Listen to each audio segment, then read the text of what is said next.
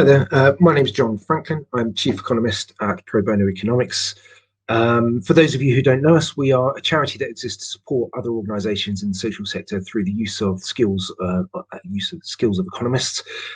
We do this a couple of different ways. One is working one-to-one with individual charities, primarily to work with them on measuring their impact, measuring their economic impact, which is something I'm going to be talking to you about today, but also through our broader research and policy programme, where we try to support systemic change to support the sector. At the moment, that's principally driven through our Commission on Civil Society, which you will hopefully have picked up on through some of the sector press, etc. Now, this event is all about using data and using it to support the social sector. And I'm going to be talking to you through about one particular use of data in the social sector, which is around economic evaluation. The aim of the session will be to talk you through a little bit more about what do I mean by economic evaluation, but also how does it work, what do you have to do in practice, and what are some of the pitfalls and challenges to avoid, and how might we be able to address those going forwards. There'll be a chance hopefully at the end for a bit of Q&A, so please do put your questions into the Q&A box on the right hand side of the screen. But otherwise I shall launch into it. I'm just going to try and share my slides in a moment. There we go.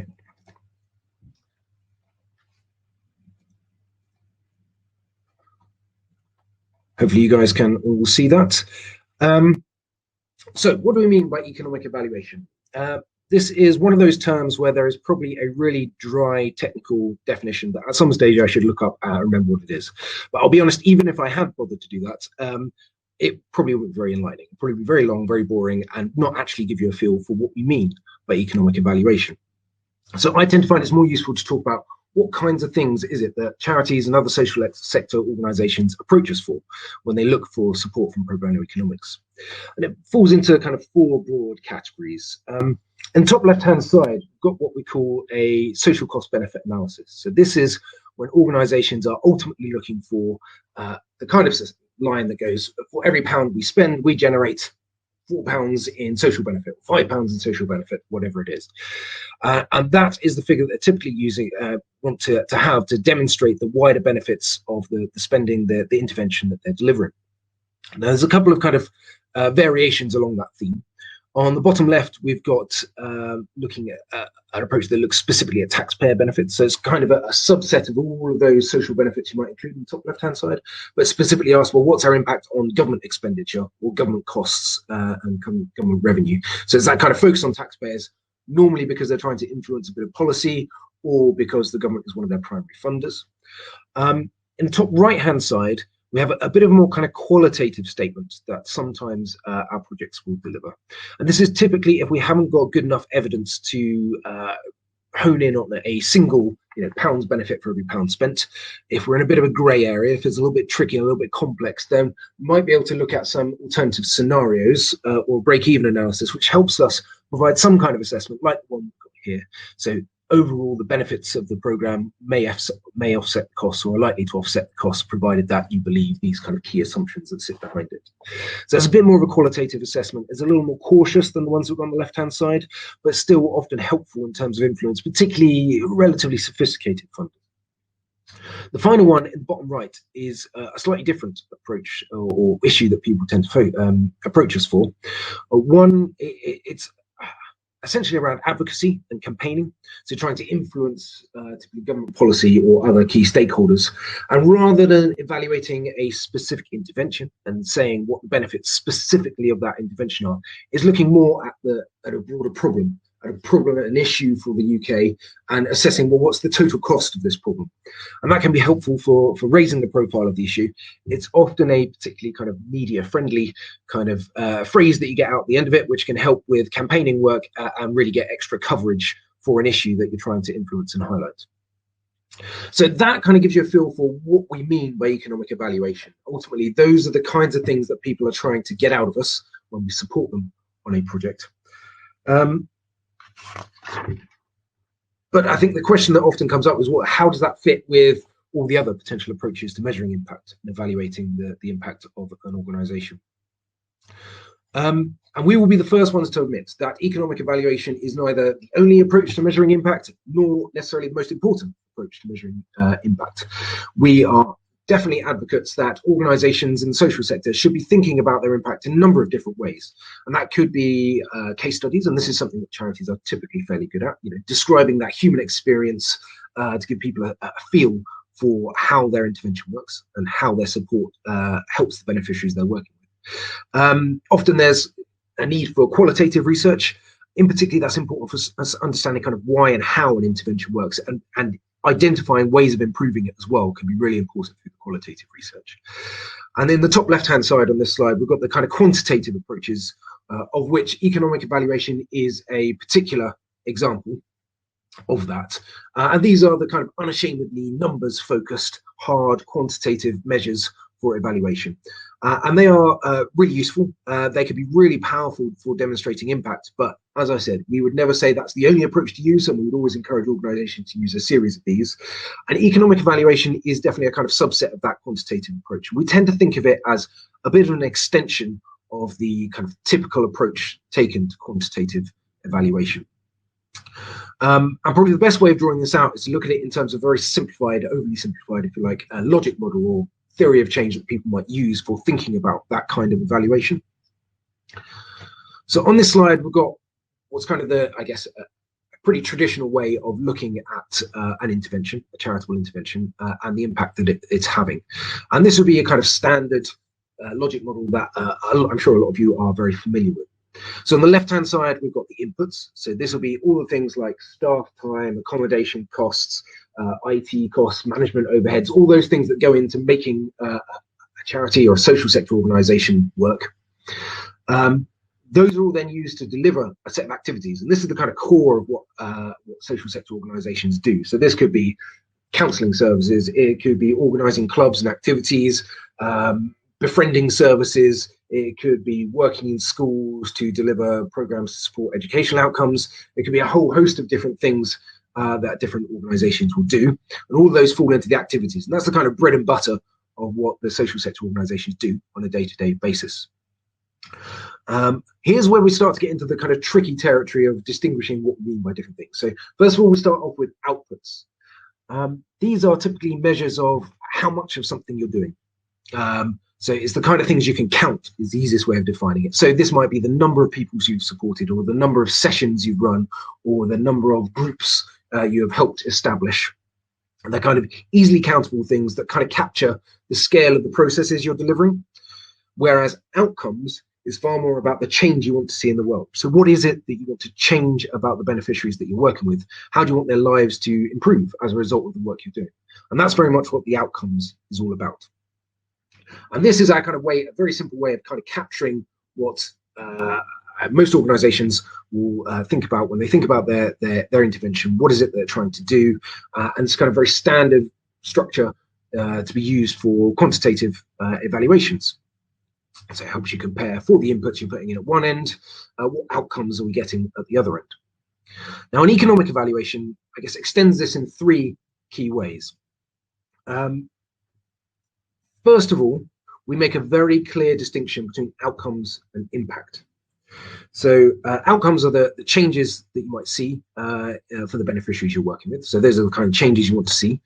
Whereas impact is how much of that change can be attributed specifically to those activities that your organization is delivering, as opposed to things that would have happened because other factors have changed in the people's lives, or because they're working with other organizations who are also helping at the same time. And that distinction relies on kind of two key concepts. The first one is attribution. So that's working out how much of a change in outcomes can be attributed specifically to your organization. And the second one is persistence. So how long does that change in outcomes last for? And once you kind of pin those two things down, you get this really clear picture of impact. And we take quite a kind of precise approach to defining impact. As I say, takes into that account the differences that your specific organization has made, as opposed to ones that would have occurred anyway. Typically, if you want to kind of measure that attribution, that persistence, you're talking about having some kind of comparison to a control group or some kind of evidence you can draw on, which gives you an assessment of how much those outcomes are likely to be attributable to your organization.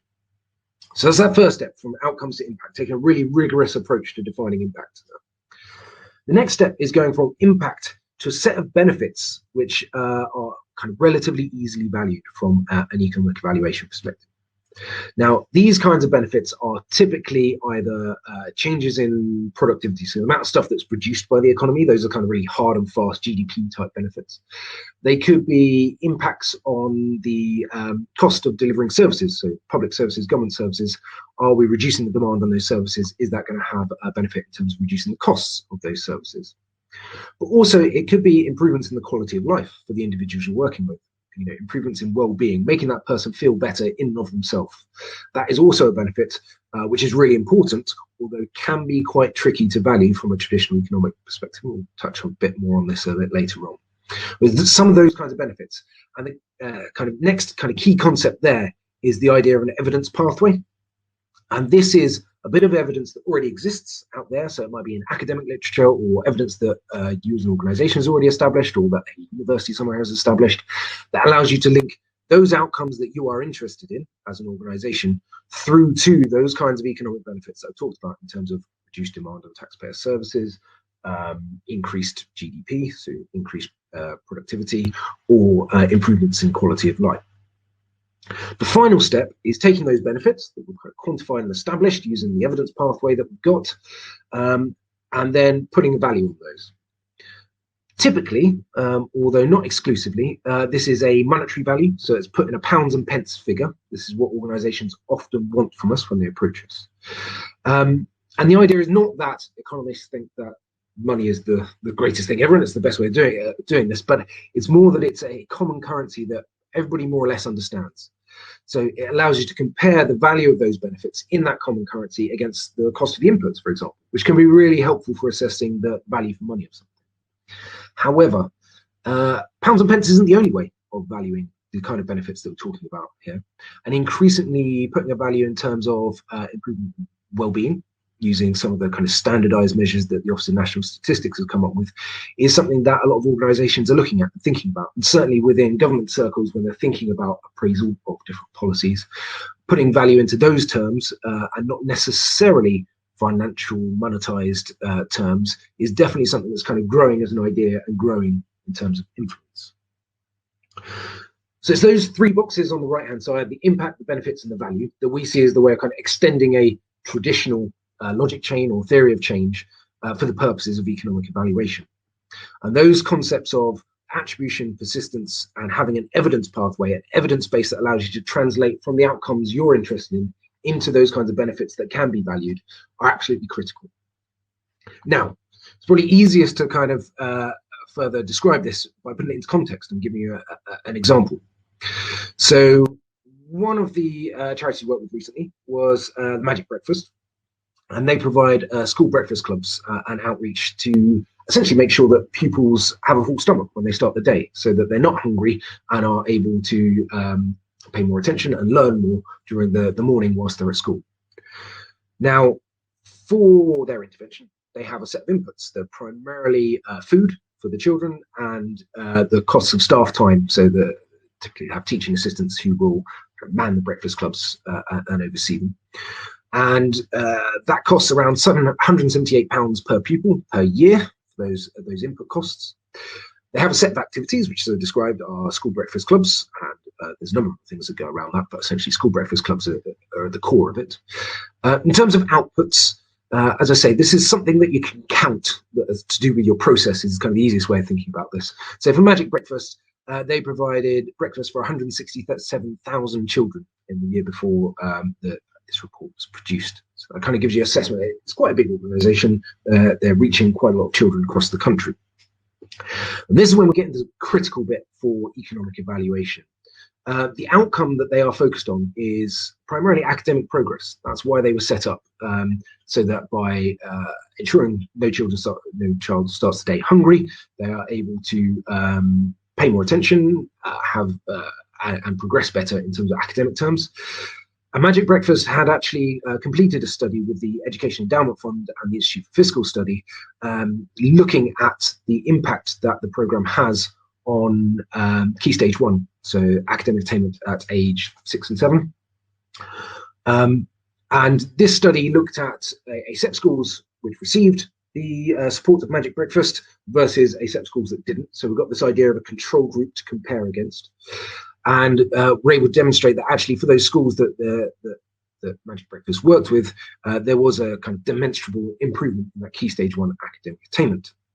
The great thing about that as an outcome from the perspective of doing economic evaluation is that there is a pre-existence evidence pathway that allows us to translate from those from academic attainment at Key Stage 1, so changes in academic attainment at Key Stage 1, through to a bunch of longer term benefits which are relatively easy to pin down in terms of a value for. So things like cost of special educational needs, cost of truancy, cost of exclusion, but importantly, benefits in terms of increased future wages and increased likelihood of being employment as an adult. So we're able to pick up this pre-existing study, borrow the evidence from that, link it to the evidence that Magic Breakfast already had on their impact on academic attainment, and ultimately tie that all through into putting a value onto their intervention, which actually gave us a value of around £9,000 of benefits per pupil supported. So you can see for £178 per pupil for a year's support at age 6, they're getting potentially £9,000 worth of benefits per pupil. So that's quite a big difference between those benefits and the costs, the value of those benefits and the costs. And we're going to typically put that into this kind of expression. So for every £1 spent on the program, they could be generating more than £50 in benefits, which makes it an incredibly cost-effective intervention. And that is the kind of process that we might go through with an organisation, boiled down to its simplest terms. For Magic Breakfast, they were keen to use this as part of a campaign that they were running to influence the school breakfast bill. So they used the kind of figures that we came out, both in terms of the £50 benefit per £1 spent, but also the total amount of benefits that would add up to across all the pupils they're working with.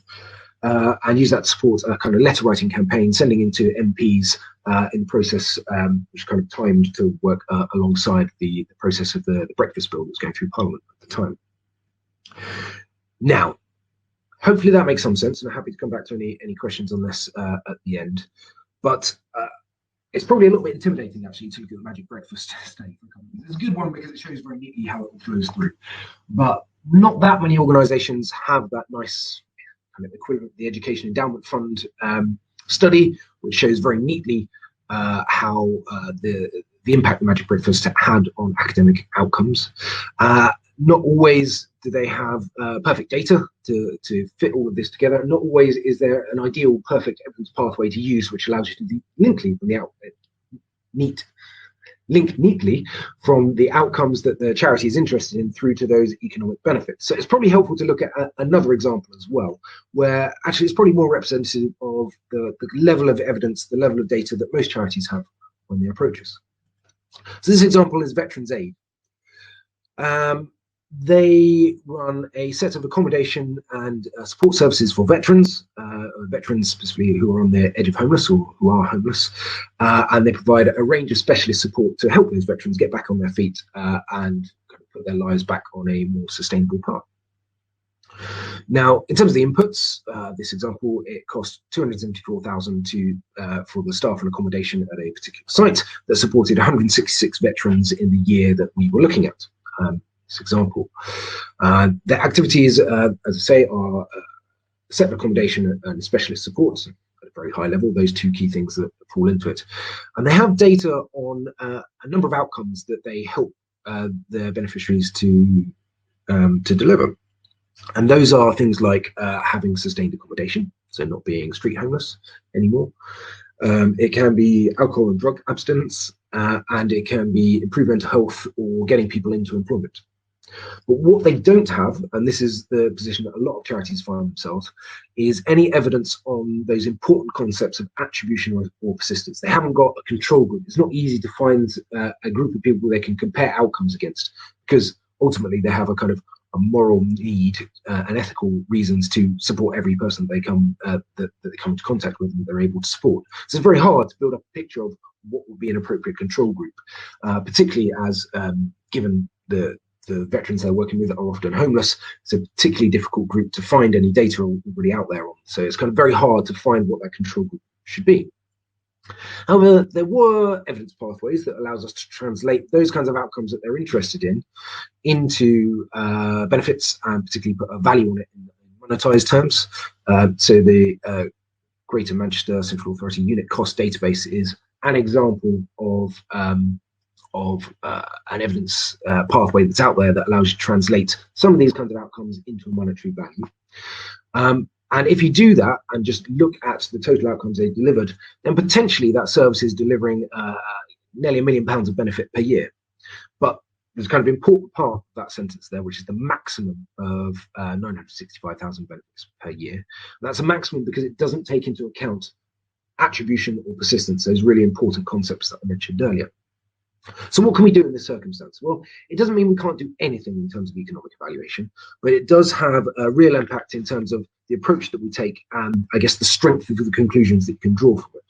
So in this kind of circumstance, we would potentially go down a scenario analysis approach. So we would look at, given that we've got the kind of bones of a way of converting the activities they do, the outcomes they've got, into some kind of economic value. We look at, well, what happens if we make different assumptions about attribution and persistence? What would that mean for the likely value for money of the program? So in this circumstance, we ran a set of different scenarios looking at a wide range of assumptions about attribution and persistence. And from that, we're able to make a conclusion about, well, does the scheme still look cost effective?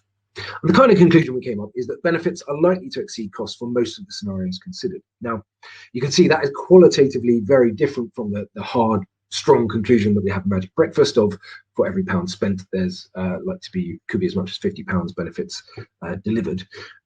It's definitely a lot more nuanced, and there's a range of different scenarios that sit behind it that can help inform that and that are potentially useful for Veterans Aid in communicating what their impact could be. But when you haven't got that kind of hard and fast evidence, it makes it much harder to draw a really, really strong conclusion. Hopefully that is still useful for Veterans Aid, and certainly they tend to use it to demonstrate for more sophisticated funders. They can still use these kinds of findings and talk through the logic and some of the evidence that's in the report that we produce for them to help influence that decision over time. And so, sorry, to help influence those funders' decisions over time. So, is economic evaluation right for you? I think there's reasons that is worth thinking about for a lot of organizations. The main one that most people approach us for is to strengthen the case for support and increase funding. So increasingly, funders are looking for evidence around broader economic impacts and social impacts. It can form a really powerful hook for campaigning and advocacy work, as Magic Breakfast used it for. But also, we hope that in the long term, it also helps support that prioritization and innovation within organizations and within charities. So you can help to see, well, which of our services are delivering the biggest bang for the buck, which ones do we want to prioritize, and if we make tweaks, if we make changes to a service, can we see what impact that has and what the value of that is? But there are also things that you need to think about. So economic evaluation is typically quite reductive. You know, you've seen I've simplified really complex charities into a set of 7 different steps. That is reductive, and some organizations feel culturally uncomfortable about that, losing some of that complexity as part of it. There's also challenges in terms of economic evaluation relying on those evidence chains that we talked about earlier, can sometimes provide quite a partial picture of the impact that an organization's having. It can require gathering data that may not be mission critical, but if you want to do an economic evaluation, you need to capture it. And a good example of this is for a lot of children's interventions. Actually, one of the best evidenced kind of measures of outcomes that's out there is the Strengths and Difficulties questionnaire. So the SDQ questionnaire is something that really divides opinion, whether it's okay as a kind of general assessment of how children are doing, or actually a lot of organizations feel very uncomfortable about using it. So, and it may not serve the specific purposes of the kind of day-to-day operations that you need. So thinking about whether capturing those outcomes which line up with some of those evidence chains, those standardized outcomes, is right for you, given that they may not be the measures you would ideally be using for your day-to-day business, is something that organizations have to think about quite carefully.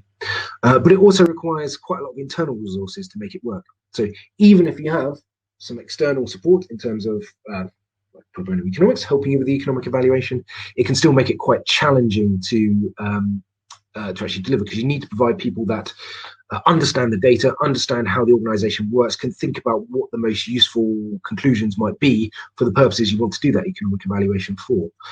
So even if you've got other people to do the economics of it, you still will need people in-house who can help to make it happen and make sure that it adds the value that you want it to. And that's a really important thing to think about if you're considering going down this route.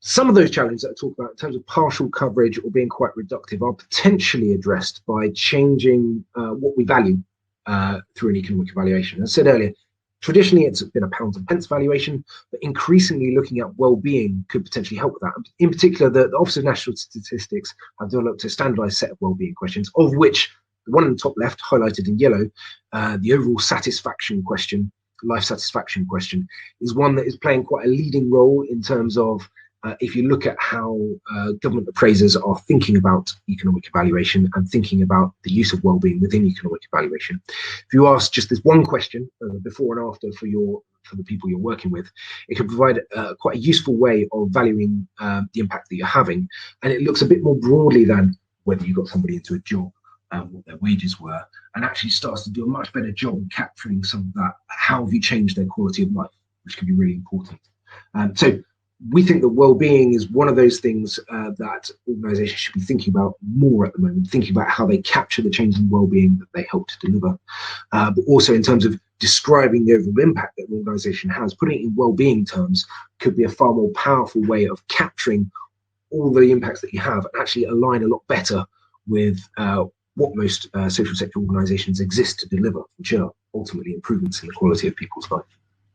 So I won't go into that too much, but it's worth flagging up as a potential future direction for economic evaluation.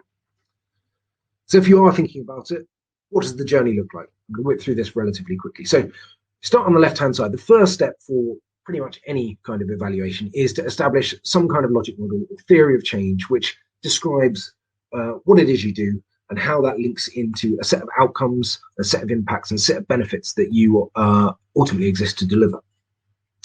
And doing this and aligning that with a bit of review of what evidence is out there to support your kind of theory of change or your logic model and how your outcomes translate into longer term benefits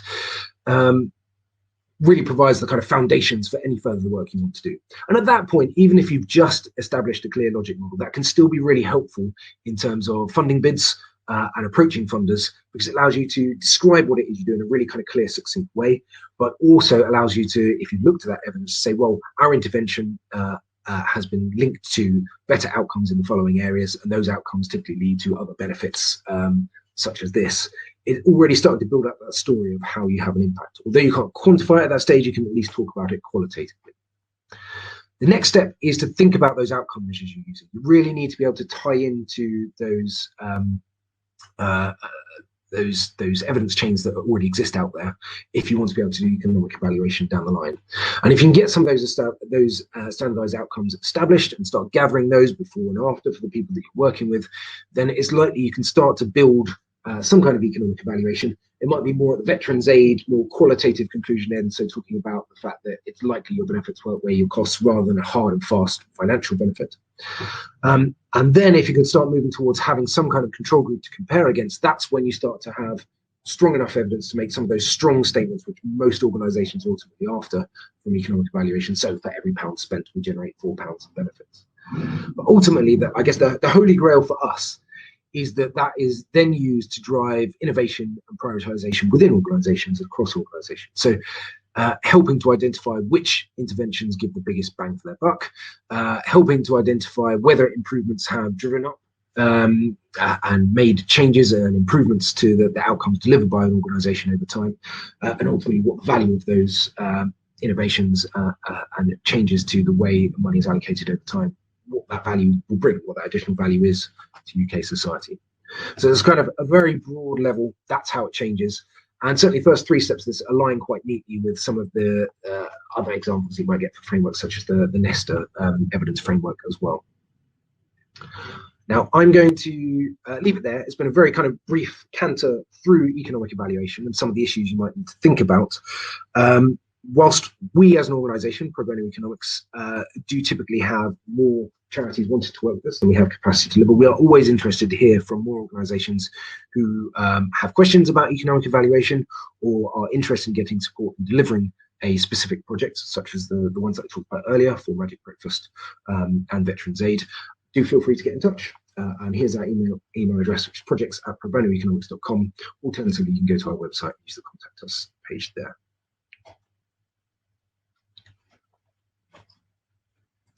So at this point, we are relatively tight on time, but we might have time for a couple of questions if anybody's got them. So let's have a quick look through. Estimating monetary value. Right. What is the best way of identifying literature that can help you translate those outcomes into economic values, aside from support from Pro Bono Economics? To be honest, there is no short way of doing this. I think that you basically got two approaches. One is find some contacts who have some experience at looking in this area, and often there will be similar pieces of evidence being used for similar kinds of outcomes, and you find the same piece of evidence get used over and over again. So the study I talked about earlier about from the Department for Education, looking at the links between Key Stage 1 attainment that we used in the Magic Breakfast report through to end benefits, that's one that we go to time and again. So I don't think there is much of a substitute for talking to people who are familiar in this area, but that doesn't have to be Pro Bono Economics. There are other organizations out there that can help with this. And it may be that you are familiar with academics who are working in the kinds of areas that you're used to working with. So it's well worth using those kinds of contacts to dig this up. Otherwise, always feel free to drop us a line and we can point in the direction of stuff that we are familiar with to help out with that. But ultimately, it often boils down to sitting down and doing a bit of research and trying to find those reports that are out there, looking at other similar organizations. Have they used some evidence sources? Looking at searching around the literature to see what you can find. But that is a really critical part. It's a really important part, because if you can identify what those measures are up front, what those standardized outcome measures are, that will put you in a great place further down the line for doing economic evaluation. We've got another question here about resources recommended getting started on economic evaluation. I think we are looking to publish a bit more of the stuff that we built up over time, because I think we've now got 11 years experience of doing economic evaluations. So there are definitely pieces of literature that we pick up time and again. So as I say, do feel free to get in touch with us and we can point you in the direction of stuff that we are already familiar with. There are resources out there from a range of organizations, but they're quite fragmented, if I'm honest. There is no single place that I would point out and say, this is the place to go. So unfortunately, there's not a kind of nice, clean answer I can give on that one. When there's no control group, such as the Veterans AIDS case study, can you look at the individual's history to provide some kind of comparison? So here is where I tend to think of it as you've got almost like a hierarchy of different types of evidence. And if you've got nothing else, looking at the history and doing a before and after comparison is definitely informative. So if you can say, well, historically there were social services were spending £10,000 a month on this particular person to help them, and now after intervention is looking more like £5,000 a month, or they are in work whereas previously they weren't, then that is definitely informative. But typically we would look for a bit more evidence than that. And that could be anything. It ranges from just making an assumption, so reflecting the fact that you don't want to make the assumption that all of those benefits are down to you. So you might assume that maybe 50% of them are, or some proportion. Making some kind of assumption around that is better than nothing. The next step might be to look at compare outcomes against aggregated data that's been published by the government. So here, if we're talking about education, again, let's pick that, and that you're working with kind of relatively disadvantaged people, there are a bunch of stats that are already published out there about the academic outcomes for disadvantaged people, and that's broken down to geographic areas as well. So you might be able to look at how do the outcomes for the people you're working with compare to those aggregated stats across a kind of broader group. It's not a perfect control group, but it's starting to get you a bit closer. But I think the most kind of pragmatic and practical approach for a lot of charities is, if those standardized outcomes measures that you're capturing align with some of the big surveys that are already being captured by government, then potentially you can use that survey evidence and access some more detailed results from some of those surveys to look at, well, what would an imaginary control group look like? How have their outcomes changed over time? So, for example, wellbeing is a great example. this because there's lots of data being captured by the ONS on adults' well-being all the time. So you can look at, for a similar group of people in a similar area, how has their well-being changed compared to the group that you're working with, and use that as some kind of control group. And that's kind of a realistic, pragmatic target, I think, for most organizations in terms of assessing some kind of control group. We will be the first ones to admit that it is not practical for every organization to be a randomized control trial or gather data on a large number of people in a control group. That's just not practical. But if you can align your measures carefully with surveys that already exist, then that gives you a fighting chance of putting together a half-decent control group in the absence of being able to capture that data yourself.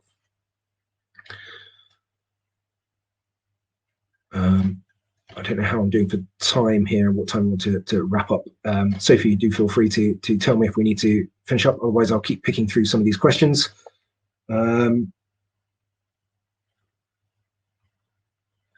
What's the difference between economic and financial evaluation? That's a good question there for Nonny Dogwell. Normally the difference is, so economic evaluation, you're putting a value on the benefits and comparing that to the costs. And there's a couple of different aspects to financial evaluation that can be different. First one is that often boils down to where does the cash come from to deliver it in the first place, and is that viable? Is that possible for the organization to do? An economic evaluation will make no assessment of, can you actually get the loan that you need to do that, or can you raise the funds to do that, or can you access the funds from a particular source to do that?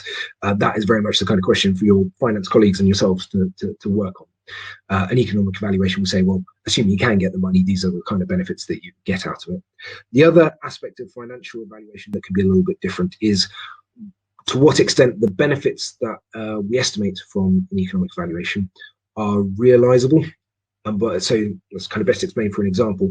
If we're saying that a particular intervention is going to reduce the demands on the NHS, for example, because it's going to reduce the number of GP appointments by 1,000, let's say. And we could put a value on that because we know, roughly speaking, I think a GP appointment, it's something in the region of £70 to £100 per GP appointment. So we could put a value on that from an economic perspective.